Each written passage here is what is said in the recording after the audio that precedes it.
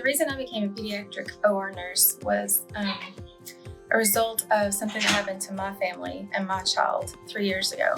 My son had a seizure one day and he was rushed here to the ER. They found he had a cavernous malformation and he was going to require brain surgery.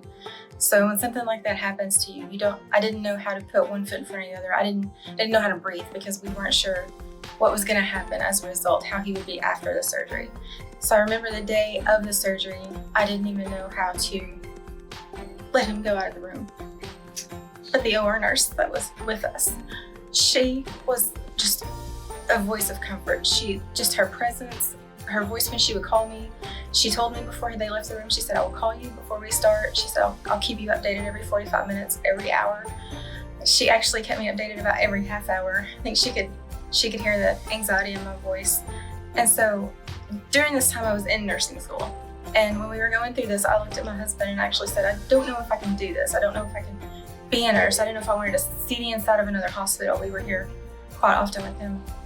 And so once we got through that, I was able to reflect back on that day when she would call me. And the first thing she would say is, "How are you doing?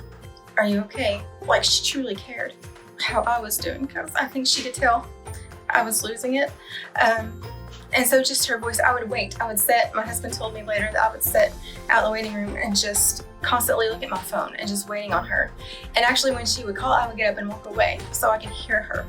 And at the end of the day, when we came through this, I actually said to my family, to my husband, if I can be that for just one person, for just one family, that's the kind of nurse I want to be. And I get to work with her today, and it's amazing. She is, if I could be half the nurse that she is, then that's what I want to be.